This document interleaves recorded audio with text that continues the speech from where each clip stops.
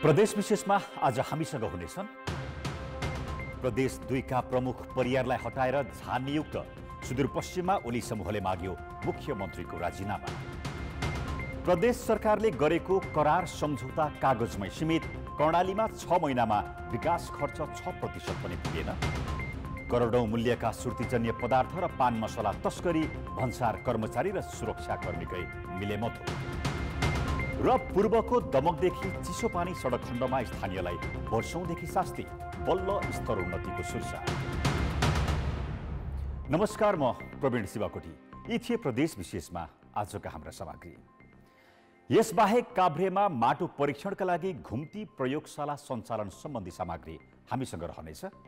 हेर्दै गर्नुहोस् प्रदेश विशेष समाचार समीक्षा र सन्देश।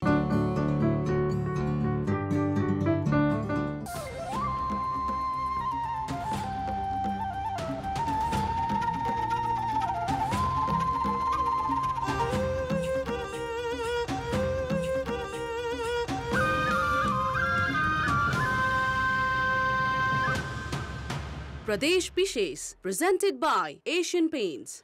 सरकारले प्रदेश 2 का प्रमुख तिलक परियारलाई पदमुक्त गरेको छ। उनको ठाउँमा राजेश झा अहिराज नियुक्त भएका छन्।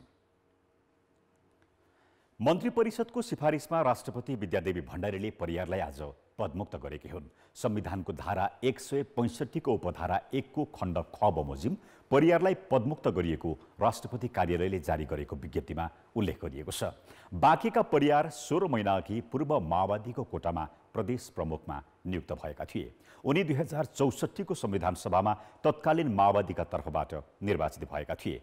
परियारको ठाउँमा रौतहटका राजेश झा अहिराजलाई नियुक्त गरिएको राष्ट्रपति कार्यालयले विज्ञप्ति मार्फत उल्लेख गरेको छ। यसैबीच सुदूरपश्चिम प्रदेशका नेकपा ओली समूहका सांसदले मुख्यमन्त्रीले काम गर्न नसकेको भन्दै राजीनामा गर्न माग गरेका छन्। सरकार गठन भएको 3 वर्ष पूरा भएको अवसरमा आयोजित कार्यक्रममा नेकपा ओली समूहका सांसदले मुख्यमन्त्रीको राजीनामा माग गरेका हुन्। 3 वर्ष बित्दा पनि सरकारले जनअपेक्षा अनुसार काम गर्न नसकेको भन्दै सांसद रुष्ट भएका छन्। प्रदेशको मुख्यमन्त्री र उहाँको मन्त्रीमण्डलका मन्त्रीहरू कुर्सी बचाउने दाउमा रहे। अधिकांश मन्त्रीहरू, अब 2टा मन्त्रीहरूले त अहिले बाहिरिसकेका छन्। प्रदेश सरकार त्यसै पनि अल्पमतमा परिसकेका छ। नैतिकताको आधारमा पनि मुख्यमन्त्रीज्यूले राजीनामा गर्नुपर्ने हो। प्रदेश सरकारले अहिलेसम्म आफ्नो सत्ताका लागिमा मिठा कुरा र चिप्ला भाषणमा गरेर जनतालाई भ्रमजालमा पाडिराख्ने, आफ्नो स्वार्थपूर्ति भन्ने सिवाय जनताको हितमा कुनै पनि काम गरेर देखिया छ।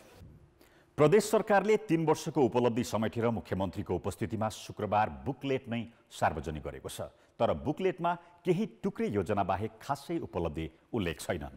प्रदेशका मुख्यमन्त्री त्रिलोचन भट्टले भने जनअपेक्षा अनुसार प्रदेश सरकारले काम गर्न नसकेको भए पनि केही गर्न नसकेको भन्न नमिल्ने तर्क गरेका छन्। विकास भइरहेको छ भनेर, तर यसको परिणाम एकैचोटि नआउन सक्छ। यसको परिणाम जनताले खोजेका छन्, तर त्यो परिणाम एकैचोटि नआउन सक्छ र त्यसको लागि पनि हामी धैर्य धारण गर्नै पर्ने हुन्छ। सुरुका दिनमा ऐन कानुन कर्मचारी र अनुभव अभाव देखाउँदै पन्छिँदै आएको वर्तमान सरकारले त्यसपछि पनि जनअपेक्षा अनुसार काम गर्न सकेन। पछिल्लो समयमा त झन सरकारभित्रकै सत्ताको आन्तरिक लुछाचुँडी र पद जोगाउनमै मुख्यमन्त्री र मन्त्रीहरू केन्द्रित भएका छन्। यसैबीच कर्णाली प्रदेश सरकारले चालु आर्थिक वर्षमा बजेट तथा कार्यक्रम कार्यान्वयनका लागि नतिजामुखी बनाउन विभागीय मन्त्री तथा माथतका निकायसँग कार्य सम्पादन करार सम्झौता गरेको छ। चालु आर्थिक वर्षको 6 महिनाको अवधिमा वित्तीय र भौतिक प्रगति हेर्दा सरकारले गरेको करार सम्झौता कागजमै सीमित भएको छ। अघिल्ला 3 आर्थिक वर्षहरूमा बजेट कार्यान्वयनको अवस्था सन्तोषजनक नभएपछि कर्णाली प्रदेशका मुख्यमन्त्री महेन्द्रबहादुर शाहीले कार्य सम्पादन करार सम्झौता योजना अघि सारे पनि प्रभावकारी देखिएको छैन। गत साउन अन्तिम साता मुख्यमन्त्री शाहीले विभागीय मन्त्रीसँग सम्झौता गरी मातहतका निकायका कार्यालय तथा कर्मचारीहरूसँग कार्य सम्पादन करार सम्झौता गर्न निर्देशन दिएका थिए। सम्झौता अनुसार बजेट तथा कार्यक्रम कार्यान्वयन गरी चालु आर्थिक वर्षको वित्तीय एवं भौतिक उल्लेख्य वृद्धि गर्ने लक्ष्य थियो। तर चालु आर्थिक वर्षको 6 महिना बितिसक्दा पनि लक्ष्य अनुसार अघि बढ्न सकेको छैन। हालसम्म चालुतर्फ 11.66% खर्च गरेको प्रदेश सरकारले पुँजीगत तर्फ 5.87% मात्रै खर्च गरेको छ। पौष मसान्तसम्मको प्रदेश सरकारको खर्च 8.39% हुन जान्छ।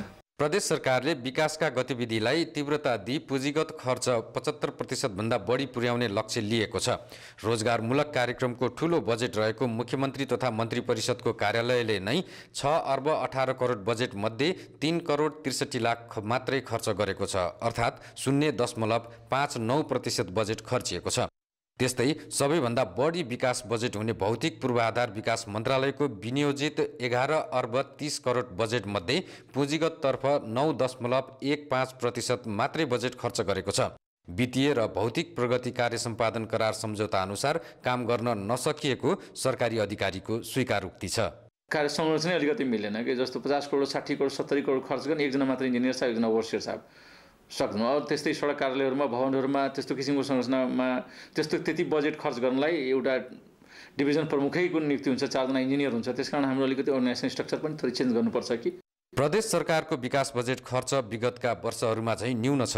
मन्त्री सचिव र मातहतका कर्मचारीले जस्तोसुकै चुनौतीको सामना गर्दै तोकिएको समयमा कार्य सम्पादन गरिसक्नुपर्ने भए पनि हालसम्मको गति निकै सुस्त छ। सरकारका पदाधिकारीले देखावटी कागजी प्रतिबद्धता गर्नुको साटो कार्यान्वयनमा तदारुकता देखाउनु उचित हुने देखिन्छ। कान्तिपुर समाचारका लागि क्यामेरामा नवीन साईका साथ पूर्णबहादुर खड्का र कमल पन्त, वीरेन्द्रनगर, सुर्खेत। प्रदेश विशेष presented by Asian Paints. ब्रेकपछि प्रदेश विशेषमा स्वागत छ। प्रदेश 2 मा भन्सार कर्मचारी र सुरक्षाकर्मीकै मिलेमतोमा भन्सार छलेर सुर्तीजन्य पदार्थदेखि दैनिक उपभोग्य वस्तुको समेत तस्करी बढेको छ। सरकारले 100 रुपियाँ भन्दा बढी मूल्यका सामानमा पनि भन्सार शुल्क लिन कर्मचारी र सुरक्षाकर्मीको व्यवस्था गरेको छ। तर दिनदहाडै भन्सार नतिरी करोडौं मूल्यका सुर्तीजन्य पदार्थ र पान मसला तस्करी गर्ने क्रम भने बढिरहेको छ। कोरोना भाइरसको संक्रमणपछि 11 महिनादेखि नेपाल भारत सिमाना बन्द छ। तर प्रदेश 2 को अस्थायी राजधानी जनकपुर धाम लगायतका बजारमा चोर बाटो भएर ल्याइएका सुर्तीजन्य पदार्थ र पान मसलाको दैनिक 1 करोड रुपियाँ भन्दा बढीको कारोबार हुने गरेको अनुमान छ। चोरी पैठारी गरी ल्याइएका पान पराग, रजनीगन्धा, गुटखा, तुलसी लगायतका पान मसला बजारमा खुलेआम बिक्री हुन्छ। खुला सीमाको फाइदा उठाउँदै प्रहरी र कर्मचारीकै मिलोमतमा विभिन्न नाकाबाट यस्ता सामान तस्करी हुँदै आएको स्थानीय बासिन्दाको आरोप छ। जसले 1000, 2000, 5000 को काम गर्छ त्यो त्यही निर प्रहरी उभेको प्रहरीसँग तिनीहरूको मिलोमतोमा काम हुन्छ। जसले कमिसन चाहिँ 50-25 हजारमा दिन्छ तिनीहरूले चाहिँ असै लेभलसम्म थानासम्म मिलाएको हुन्छन् र जसले लाखौं कारोबार गर्छन् तिनीहरूले चाहिँ एसपीसम्म चाहिँ कुरा गरेर राति ती सामानहरू ल्याउँछ र त्यो प्रत्येक हामी चाहिँ दोकानको अगाडिमा टाँगेको सबभन्दा अगाडि टाँगेको हामी देख्छौँ। जो कुरा अवैध हो, जो कुरा नाकामा ल्याउन सक्दैन भनेर भनिएको छ त्यो प्रत्येक दोकानको अगाडि राखेको चाहिँ प्रहरीको ध्यान जाँदैन। सीमा नाकामा खटिएका भन्सारका कर्मचारी र प्रहरी नै तस्करको हितैषी भएपछि चोरी र तस्करीका सामान बजारमा छ्यापछ्याप्ती पाइन्छ। चोरी पैठारी र निकासी नियन्त्रणका साथै राजस्व सङ्कलनका लागि प्रदेश 2 को 8 जिल्लाका सीमा नाकामा सशस्त्र प्रहरीको बोर्डर आउटपोस्ट र नेपाल प्रहरीको इकाइ रहे पनि अवैध कारोबार नियन्त्रण हुनुको साटो झन मौलाइरहेको छ। बोर्डरमा बस्ने सशस्त्र प्रहरी र नेपाल प्रहरी दुवै मिलेर संयुक्त सुरक्षा योजना बनाइएको छ। तस्करी पूर्ण रूपमा नियन्त्रण छ। प्रदेश प्रहरी प्रमुखले जेसुकै दावी गरे पनि चोरी पैठारी गरी पानपराग, रजनीगन्धा, राजनिवास, तुलसी लगायतका पान मसला बजारमा खुलेआम बिक्री हुन्छ। पानपराग, रजनीगन्धा, तुलसी, पान मसलाको भन्सारमा भने 1 रुपियाँ पनि राजस्व जम्मा भएको छैन। चोरी पैठारीमा पुलिस प्रशासनले समातेर ल्याएको कुरा भन्सारले निलाम गरेर त्यही यहाँको व्यापारीले उठाएर लगेको छ भनेदेखि त्यो बजारमा पाउने स्वाभाविकै हो। अर्को अब अरू बाटो प्रयोग गरेर मान्छेहरूले ल्याएको रहेछ भनेदेखि चाहिँ त्यो पाउने कुरा हुनसक्छ। सुर्तीजन्य पदार्थको बिक्री वितरण नियन्त्रणका लागि प्रत्येक जिल्लामा सहायक प्रमुख जिल्ला अधिकारीको संयोजकत्वमा सरकारवाला निकाय सम्मिलित समिति भए पनि यस्तो अवैध कारोबार नियन्त्रण हुन सकेको छैन। स्वास्थ्य तथा जनसङ्ख्या मन्त्रालयको नीति तथा योजना शाखाका अनुसार सुर्ती सेवनबाट प्रत्येक वर्ष विश्वभरिमा 70 लाख मानिसको मृत्यु हुने गरेको छ भने नेपालमा यसको सङ्ख्या 25,000 रहेको छ।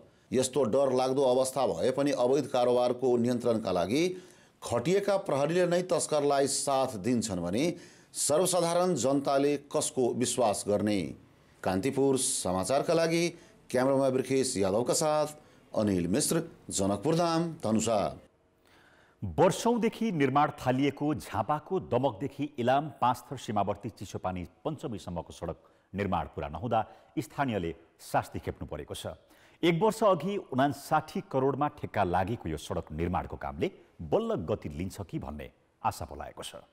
एउटै खोला 65 ठाउँमा तर्दै यात्रा गर्नुपर्ने अवस्था अझै हटेको छैन। दमक माथिको रतुवा खोला यात्रा गर्नुपर्ने बाध्यता बोकेका स्थानीयले चाँडो सडक निर्माण पूरा गर्न माग गर्दै आएका छन्। बर्खा मासमा ऊ बाँसमा भयो कि केमा भएर बोकेर अस्पताल पुर्याउनु पर्छ।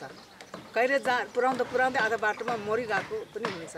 यो बाटो अब खुनेको कति वर्ष भयो, अझै पनि क्लियर हुँदैन। विभिन्न राजनीतिक दलले चुनावका बेला तत्काल सडक कालोपत्र गर्ने भाषण दिने गरे पनि 2 दशकभन्दा धेरै समयदेखि यो सडकको अवस्था उस्तै छ। चुरेको कठिन भूगोल र खोला र जङ्गल बीच खोलिएको यो सडक निर्माण पूरा हुँदा पश्चिमी इलामसहित 5 थर ताप्लेजुङ र तेह्रथुमका बासिन्दालाई समेत तराई झर्न सहज हुनेछ। पछिल्लो पटक केन्द्रीय योजना मार्फत सडकको काम भइरहेकोले स्थानीयमा आशा पलाएको छ।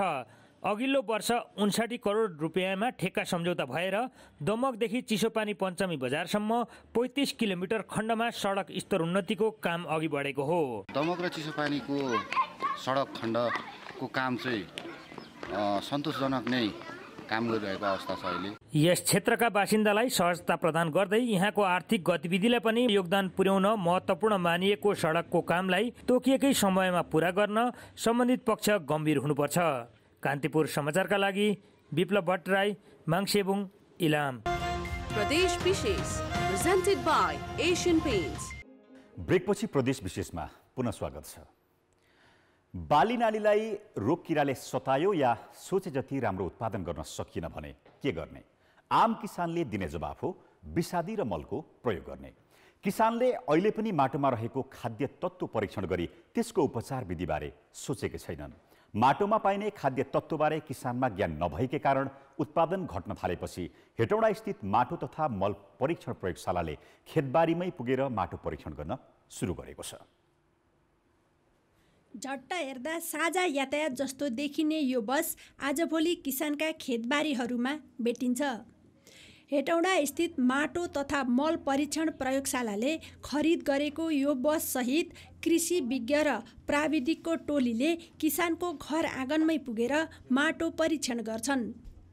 परीक्षणसँगै माटोमा रहेको अम्लीयपन, क्षारीयपनका साथै प्राङ्गारिक पदार्थ, फस्फोरस र पोटासको अवस्थाबारे किसानलाई जानकारी दिन्छन्। माटोमा चाहिँ अम्लीयपना छ कि अथवा क्षारीयपना छ भन्ने हिसाबले माटोको पीएच चाहिँ हामी परीक्षण गर्दैछौँ। त्यसपछि गएर चाहिँ प्राङ्गारिक पदार्थ कति छ भन्ने हिसाबले हामी प्राङ्गारिक पदार्थको परीक्षण गर्दैछौँ। त्यस्तै गरेर यो घुम्ती प्रयोगशालाभित्र यो भ्यानभित्र चाहिँ हाम्रो चाहिँ फस्फोरस, माटोमा चाहिँ फस्फोरसको मात्रा कतिको उपलब्ध छ, त्यस्तै गरेर माटोमा पोटासको मात्रा कति उपलब्ध छ लगायतका चाहिँ यी अत्यन्त आवश्यक यी माटोको जान्नुपर्ने, थाहा पाउनुपर्ने चाहिँ आवश्यक खाद्य तत्त्वकोहरू बारेमा चाहिँ परीक्षण हुँदैछ। कृषि विज्ञ सहितको टोलीले खेतबारीमै माटो परीक्षण गर्न थालेपछि विभिन्न रोग किराका कारण उत्पादन घटेर हैरान भएका काभ्रे पनौतीका किसान उत्साहित बनेका छन्। माटोमा पाइने खाद्य तत्त्वको अवस्थाबारे अहिलेसम्म जानकारी नपाएका किसानले यो परीक्षणमा उत्साहजनक सहभागिता जनाएका छन्। सुन्तलाहरू जम्मै झर्ने त्यस्तो भएर हाम्रो जे लगाए पनि बालीमा कमजोरी भएर लिएर आएको, अनि खुम्रा किराहरू हुने, तोरी पनि बिग्रियो, मकै पनि बिग्रियो, साग छर्यो त्यहाँदेखि हुँदै नहुने, छ्याक्क पर्ने, अलि धान सान यसो मोर्रा लाग्ने, केही नहुने, त्यही भएर लिएर आएको माटो जाँच। माटो जाँच्ने घुम्ती प्रयोगशाला सञ्चालन भएपछि पनौतीमा उच्च मूल्यका फलफुल लगायत किसानको माग अनुसार नयाँ नयाँ जातका बाली र फलफुल खेतीमा किसानलाई प्रेरित गर्ने नगरपालिकाको योजना छ। हामी यो जाँच पडतालपछि उहाँहरूको जुन किसान दाजुभाइहरूको माटोको लागि उपचार गर्न चाहिने के तत्त्व रहेछ, आवश्यक पर्छ तत्त्व त्यो रिजल्टबाट आउँछ। त्यो आइसकेपछि उहाँहरूलाई हामी त्यो निःशुल्क रूपमा वितरण पनि गर्छौँ। बालीनालीमा रोग किरा लागो भन्दैमा जथाभावी विषादी छर्कने र अनावश्यक रासायनिक मल हाल्नु मात्र समस्या समाधान होइन रहेछ। आफ्नो खेतबारीमा भएको माटो पनि बेला बेलामा जँचाएर त्यसको उपचारमा पनि लागौँ। यस कार्यले किसानलाई कृषि उपजको उत्पादन बढाउन मद्दत पुर्याउँछ। कान्तिपुर समाचारका लागि रमा दाहाल, पनौती, काभ्रे। प्रदेश विशेष आजका लागि यति नै। प्रदेश समाचारहरूको साथमा भोलि फेरि आउनेछौँ। कान्तिपुर टेलिभिजन हेर्दै गर्नुहोला। नमस्ते।